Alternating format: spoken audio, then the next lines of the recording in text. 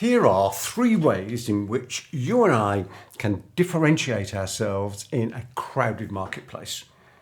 As you and I know, one of the difficulties that we have when it comes to marketing our services and our various products to the type of clients that we want to attract, that relational client rather than the transactional customer, as Roy H. Williams taught me, then we need to be able to position ourselves in such a way that we become the natural, logical and emotional choice for our clients.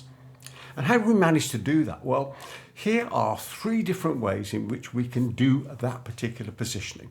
Number 1, we can have diagnostic tools, and I'll talk about that in a moment or two. Number 2, we can have names for things that are unusual and memorable.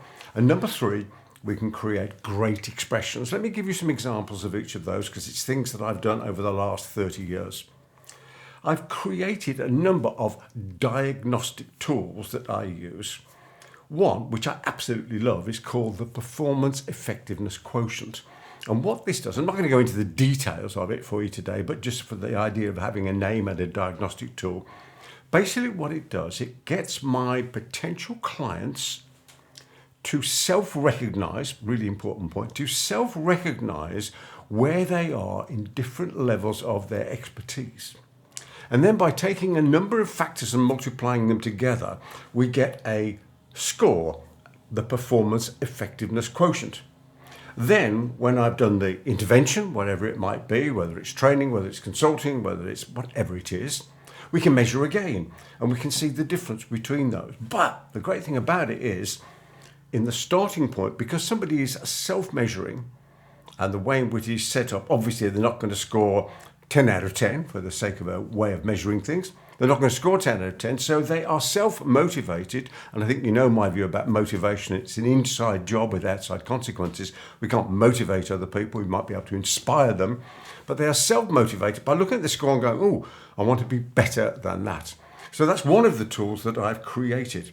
Another one, I'm just looking down these various things that I've got here. There's another tool that I've got, is the Magic Matrix, and this is a business growth tool. So what we can have is we can have diagnostics, we can have measurement, we can have assessment, we can have frameworks, we can have templates, all of those different things that separate us from other people in the marketplace.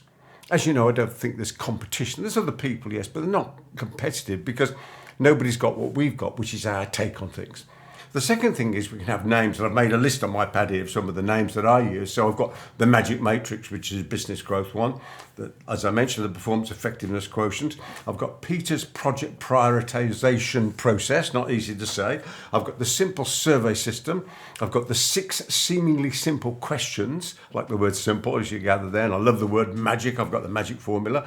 So having names for things that are unusual, again, separates us. And people get to know these things. Like if you mentioned to somebody about the Magic Matrix and they were in our space, they probably know that it was mine. It was originally called the Windows of Opportunity, but the Magic Matrix is a better name for it. And then expressions. Here's some of my expressions. I've got loads of them, but just 3 or 4 of them. Number 1, this is one I'm really well known for. People will never consistently do who they aren't. And I use that to explain why it is that people never quite succeed, some people, to the level of success that their level of skill says they can succeed. And why is that? Why? Because people will never consistently do who they aren't. Therefore, they've got to align the actions that they take with their identity. Because the flip side of the expression is true. People will consistently do who they are. Next one. If it's too easy, people don't care to try. If it's too hard, they don't dare to try. I was struggling to remember that one. So this is the great one that I've used.